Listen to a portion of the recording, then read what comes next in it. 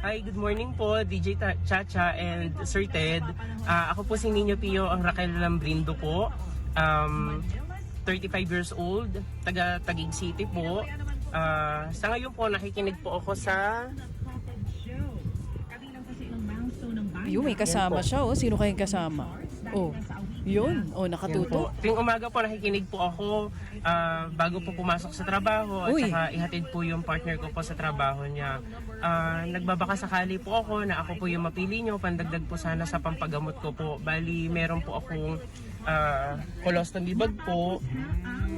So, pandagdag ko lang po sana sa pang-araw-araw ko pong expenses po para po sa sakit ko po. Marami pong salamat. Good morning po.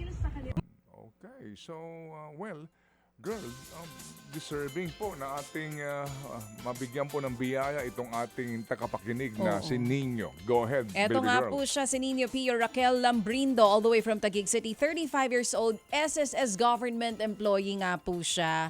At lagi nakikinig sa radyo, araw-araw bago po pumasok sa kanyang trabaho. Nino, good morning!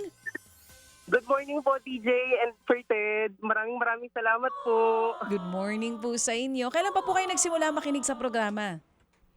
Actually, last year pa po, every time po na papasok po ako sa office, last year ko pa po kasi nalaman po yung station nyo po. Tapos yun po, araw-araw na po ako nakikinig po sa inyo bago po pumasok ng trabaho. O, paano nyo nalaman yung aming pong stasyon dito sa True FM? Bali po, unexpected lang po pag select ko po dun sa po ng radyo, narinig ko po yung si Sir Ted na nagagalit po sa sa mga nagnanakaw po sa Yan.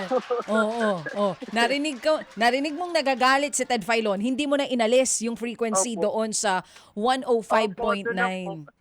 Oo, ayun. Yes po. Baby, dumadami pala ang ating tagapakinig sa galit mo. Birahe, magalit ka pa kaya? Oy, pero Nino, ano mismong trabaho mo dito sa SSS? Bali, government employee po ako as a staff po. Bali, ako po yung nag-entertain po ng mga member po natin sa SSS po. Kaya may pasok pa rin kayo hanggang ngayon. Bali po, wala po kaming pasok po ngayon. Ang resume po namin, January na po, ma'am. January na. So ilang araw din po kayo nakabakasyon dyan sa SSS? Bali, 1 week po.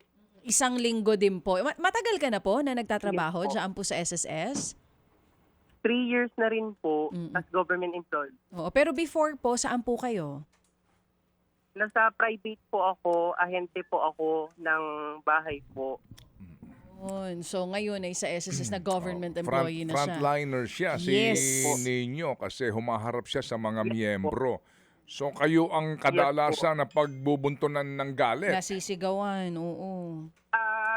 Sobrang galit po. Ina-accept na lang po namin bilang isang miyembro po ng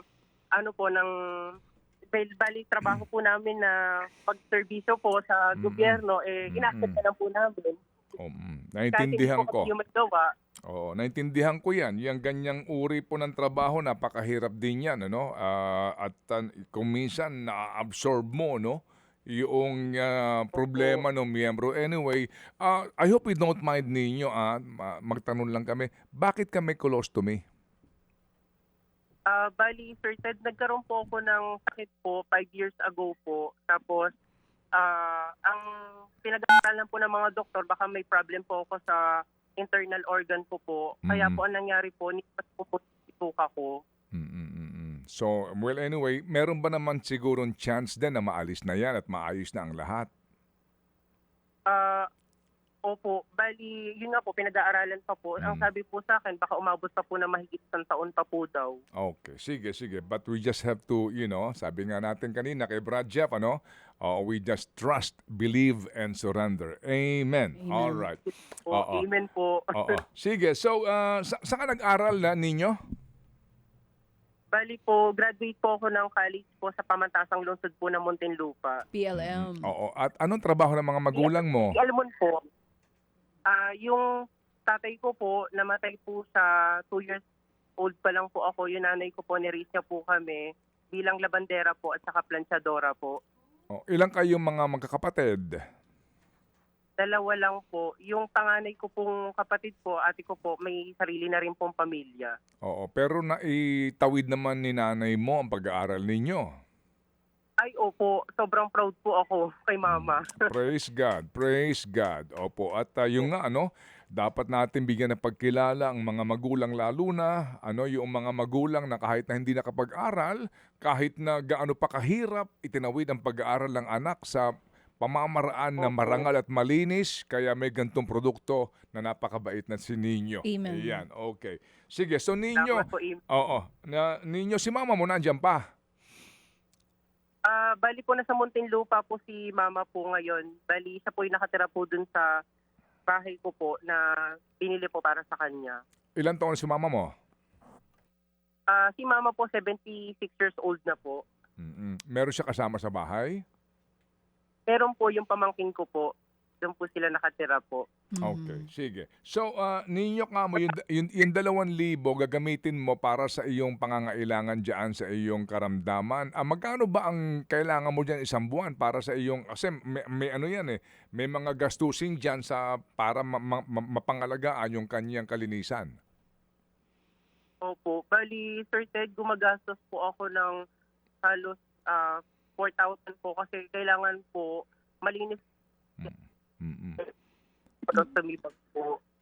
Oo. 4,000. Oo, 4,000. Pero so yung mga gastusin mo diyan, meron bang PhilHealth diyan? Nakakakuha ka ng benepisyo sa PhilHealth? Nung naoperahan po ako, nabawasan po yung yung total bill ko po ng sa PhilHealth ko po. Pero yung pagbili-bili po kasi ng colostomy bag, wala po eh. Oo. Bali po, inaantay ko pa po yung PWD ID ko po para makapagpa-discount po. Pero sa Makakuha. ngayon po, dahil Oo. wala pa po akong PWD ID, wala pa po akong discount. Oo nga, makakuha ka man lang ng diskwento kasi nga qualified ka naman sa iyong sitwasyon ngayon. O sige, so ganito ninyo ha, ang aming inanunsyo kanina, 2,000 na premyo, manggagaling yan kay Happy Daddy, no? Opo, regardless na lang yan, basta sila ay lahat ay Happy Anonymous. Ngayon, yung 2,000, meron pang gustong dumagdag ng panibagong 2,000 so 4,000 na. Yes. Okay, Salamat po. so meron ka ng isang buwan. Pero si Happy Anonymous naman nagsabi din na gusto pa magdagdag niya ng another 4,000 para may pandalawang buwan ka na. Thank you so much po. Okay, Iyak opo. po ako. At ang sabi naman ni Happy Davaoenyo at saka ni Happy Kay, dagdagan pa natin ng panibagong 4,000 para 3 buwan, 12,000. Ayan, okay. Salamat po, Sir Ted. Malaking tulong po yung binibigay niyo po. Salamat po na marami. Malaking bagay po para sa akin to.